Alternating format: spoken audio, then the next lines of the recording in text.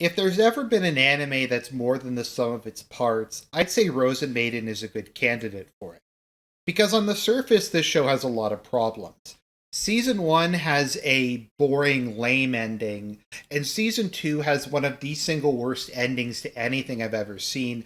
I would say it's even worse than the Game of Thrones TV show ending, in terms of how abrupt, nonsensical, and disappointing it is.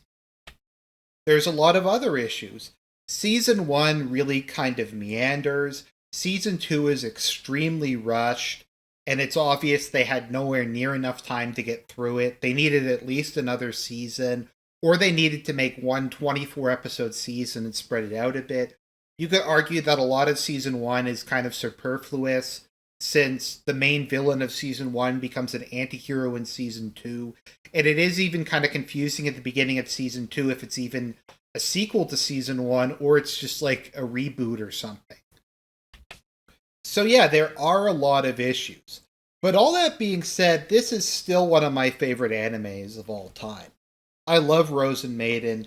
I recently rewatched it for the third time. I first watched it, I think, back in like 2000 something. I think it was like 2008, 2009. And I've rewatched it a couple times since then. Whenever people who aren't really interested in anime ask me to recommend an anime to them, I'll often recommend Rozen Maiden. And in most cases, the people who watch it are left with a smile on their faces and say that they really enjoyed it. And I mean, rewatching it now, more than 10 years from the first time I saw it, I enjoyed it just as much now, as if not more, than the first time I watched it. So, what is Rozen Maiden?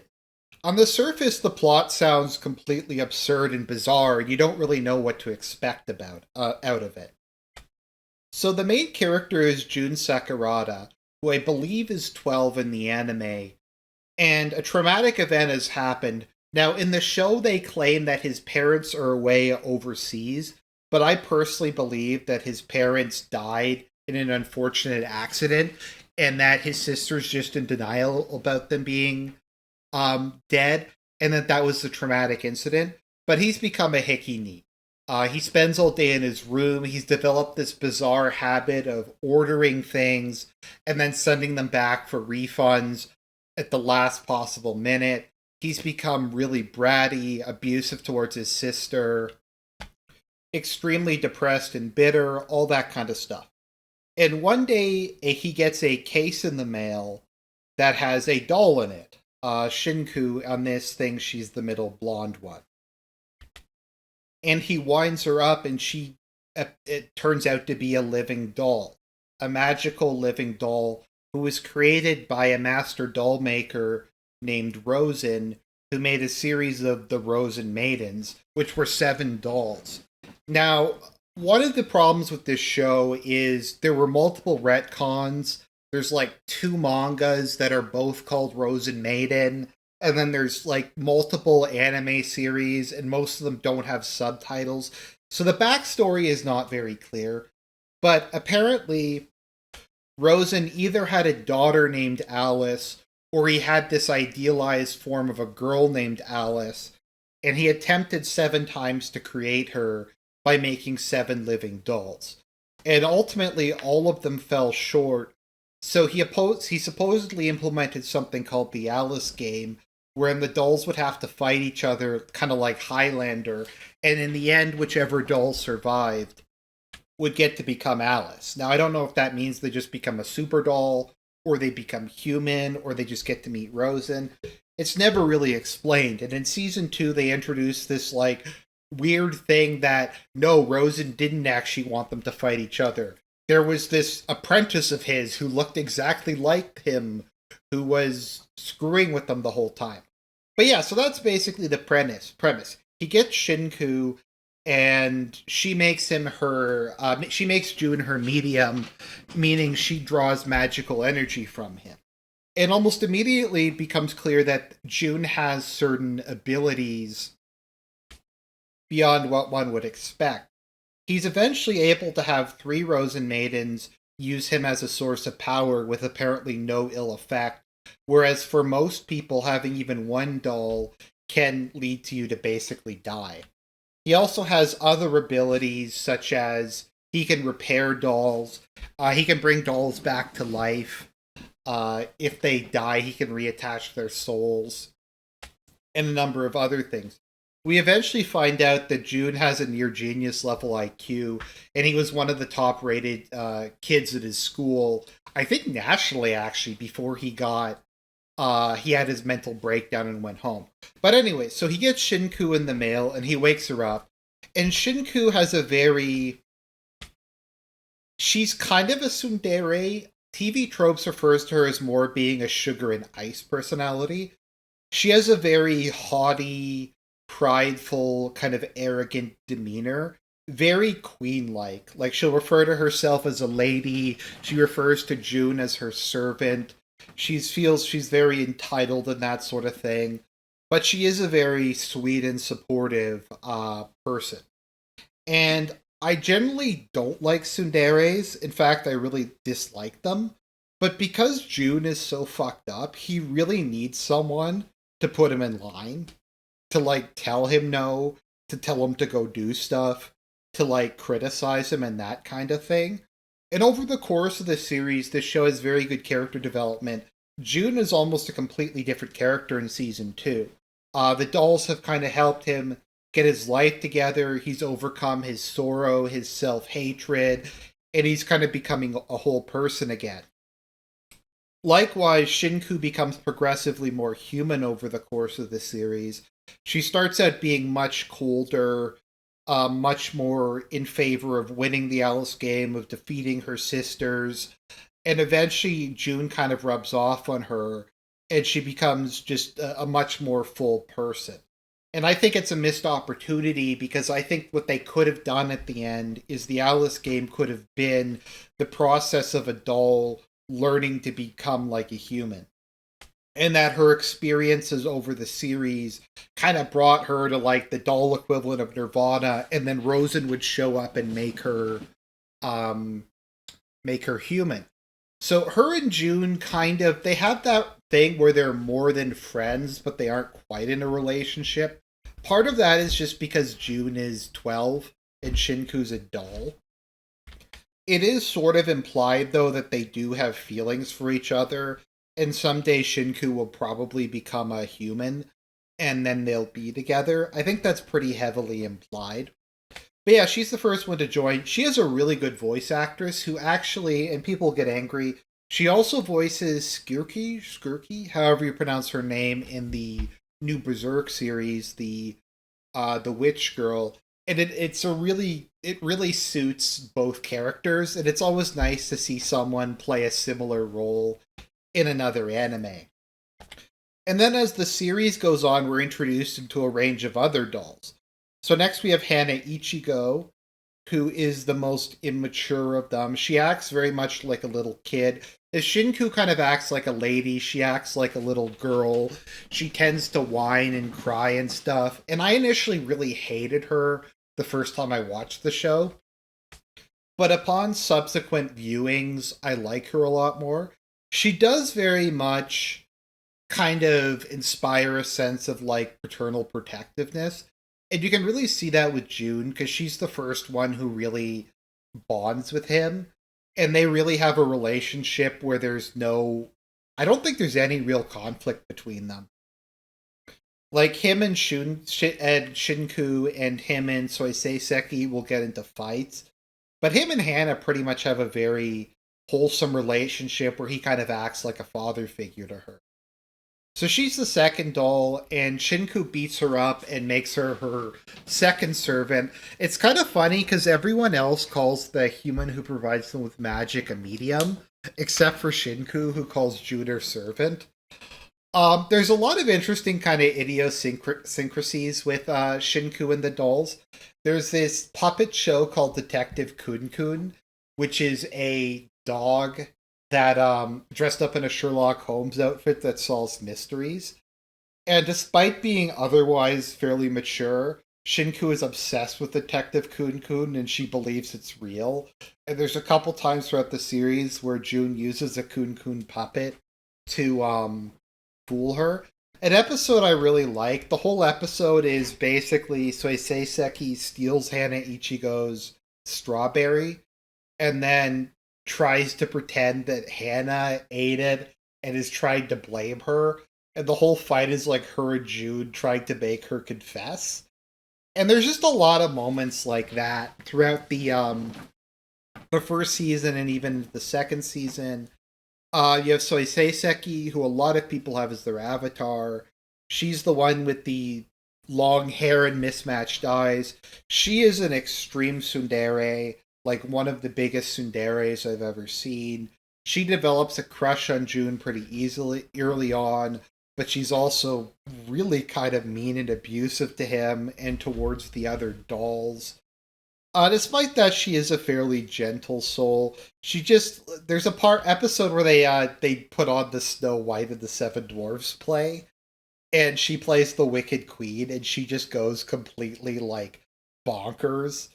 And it's a funny episode. Then there's her. They're all sisters, but there's her twin sister. So there's Soisei and Soisei. I can't get them. They have like the same name, so I just refer to them as Desu and Soya, who's the one with the top hat. And then eventually we get Canaria and I forget her name, the seventh one. The other one I forgot to mention is Soiginto, who's the main villain in season one, and then she becomes an anti hero in season two. So she is the first doll, and she loves Father or loves Rosen more than basically all the other dolls combined. And she's obsessed with winning the Alice game because she wants Father's love and she wants his acknowledgement. So they all kind of have a style, kind of a thing. So like Soya has scissors that she uses as a weapon. Desu has a watering can she uses as a weapon. Hane Ichigo uses vines, and Shinku uses rose petals. Um, Soiginto has wings, and she's kind of based off of a raven. So she fires her wings like darts. Sorry, her feathers like darts and stuff. I'm not sure who the strongest doll is. It's probably her or Shinku are probably about equal, and they're kind of rivals. In season one, they're enemies, but they kind of mend their relationship, and they kind of become like a Goku Vegeta thing, where like Soigento saves her, and she's like, the only one who could defeat you is me. So Soiginto, it turns out, and this is just kind of an example of the kind of this show, if nothing else, has a lot of heart. So Soiginto wasn't finished by Rosen, so her entire midsection is missing. I don't know how the two halves of her body kind of stay together, but large segments of her body were never completed. And Shinku keeps calling her junk, and it really upsets her. And at the beginning of season two, she meets Megu, who is a girl with a weak heart, who's at a hospital, who basically just lives a wretched existence, and she basically prays every day that God will kill her and end her suffering and end her kind of boredom. And she thinks Suiginto is a angel of death who was sent there to take her away. So she becomes Suiginto's medium, and she refers to her body as being junk and being kind of incompleted. And for kind of the first time in Suiginto's life, she starts to care about someone other than Father. And then her motive kind of changes from becoming Alice to trying to save her contractor. And it is nice to see her become like an anti hero in season two. And then there's the last doll who has an eye patch, and she's just kind of weird, and she's just kind of there to be the main villain of season two. And Canaria, who's completely retarded. So those are the dolls. Then we have June, and his sister, who's just kind of a loving older sister figure. And then Tomoe, who is Hana Ichigo's former medium. So the show alternates between like weird stuff where they go into people's dreams called the End Field. Soya's medium is this schizo old man who thinks that Soya is actually his son, which is kind of sad. And there's like a thing where they have to go in and they fix his brain tree, his soul tree, and get his wife out of a coma. A lot of it is really just kind of slice of life stuff with them eating, them watching Detective Kun Kun, June trying to get his life together. And I think ultimately this show, and I've said this many times, you got to play to your strengths. You can't do everything. Nobody can do everything. So if you're good at something, just focus on that. If you're gonna get something well, then just run with it. And I think this show realized, okay, the strength this show has is it's extremely wholesome and the characters are really good.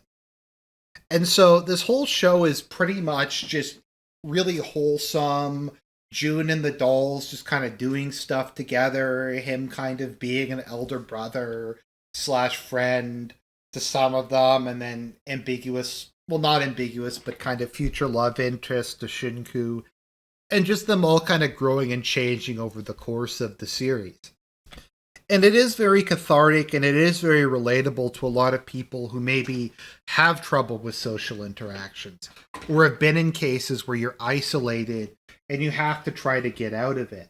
And the dolls, like I said, have a lot of the same kind of character arcs that June goes through. I really strongly recommend the dub because Shinku, Soisei or Desu, and Soiginto have really, really good voice actresses that kind of make the character. Like, Desu is supposed to have a really weird style of talking, and the voice actress does a good job at that. Shinku's voice actress does a very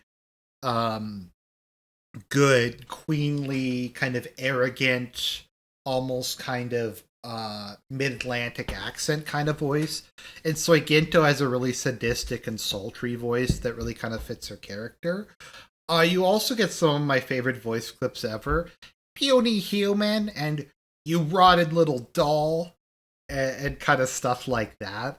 So I'd really recommend the dub. Also, I'd be remiss to not mention this show has some of the best music ever. It has really good kind of like Victorian, I don't know if it's Baroque-esque or like neoclassical music. So there's a lot of harpsichord. There's a lot of like harp, violin. It's very kind of like epic, gothic. Kind of, it's like something you'd expect to see in like Sherlock Holmes or Alan Quatermain or just something from some like a Victorian Gothic romance because it kind of is a Victorian Gothic romance. But overall, it is a show that I deeply love.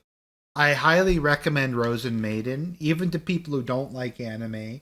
There's some problems with it, but overall, I do think it is a really wholesome show.